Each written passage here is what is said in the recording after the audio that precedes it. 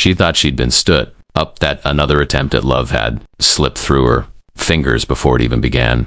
But when two 6-year-olds marched into the coffee shop with determination in their eyes and secrets on their lips, everything changed. They weren't supposed to be there. Their father had no idea. And what they were about to reveal would turn a failed date into the beginning of something neither she nor he ever imagined. Kayla Emerson checked her phone for the 7th time in 3 minutes. Lillian Sischertiefen p.m. 17 minutes late. She sat alone in the corner of the Maple Avenue coffee shop, her hands wrapped around a mug of chamomile tea that had already gone cold. The cozy warmth of the place felt suffocating tonight. Couples leaned into whispered conversations, soft laughter blending with the slow jazz playing overhead. She was the only person sitting alone. 5 more minutes, she told herself.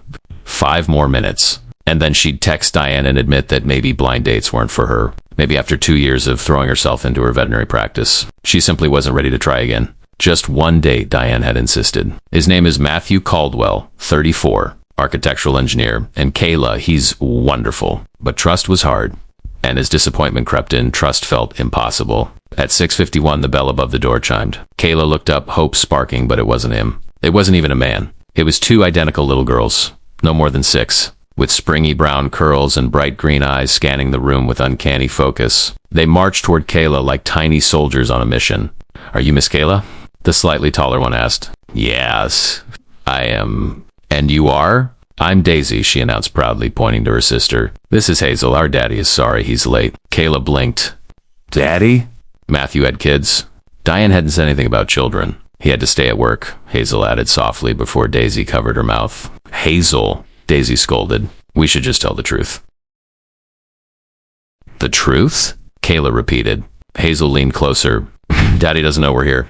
The world tilted. Daisy sighed dramatically and sat down like she was starting a business meeting. Hazel sat beside her. "We heard Dad last night," Daisy explained. "Someone called about a big emergency at the new library building. Something about the foundation. He said he had something very important at 6:30 here," Hazel added.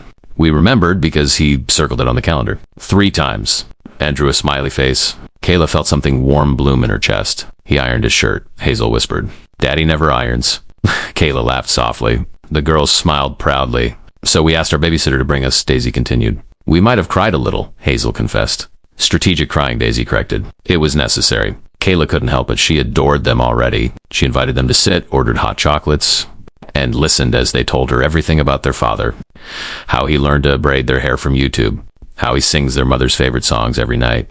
How he makes grilled cheese with 3 types of cheese. How he hasn't been on a date since their mother passed away 2 years ago. Kayla's heart ached for all 3 of them. When they finished, Kayla had an idea. Wild but perfect. What if she suggested we bring dinner to your daddy? Hims must be hungry. The girls lit up like fireworks. Minutes later, they were in Mrs. Ferguson's car. Chinese takeout stacked across their laps. Heading to the construction site. Inside a temporary trailer. Matthew was finishing his work, dust-covered and exhausted. When Daisy knocked, he looked up and froze. His daughters, and the woman he was supposed to meet. He went through shock, confusion, and horror in 2 seconds. "You're Kayla," he breathed. Surprised, Daisy said, "We brought dinner." Kayla explained gently.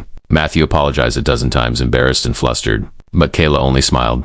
"They didn't rescue your date," she said. "They saved it." Matthew laughed, really laughed, and the exhaustion melted from his face. Soon they were clearing space on a desk, spreading out food using paper plates.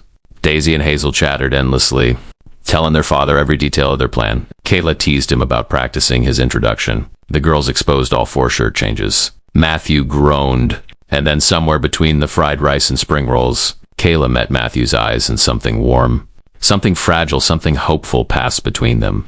Tiny but real. Hazel broke the moment with childlike bluntness. "Daddy, are you going to ask Miss Kayla on a real date now?" Matthew turned red. Kayla laughed, and Daisy folded her arms like a tiny matchmaker. "Well," she demanded, "are you?" The night that began with disappointment was ending with something else entirely. The quiet, trembling start of something beautiful. Something none of them saw coming.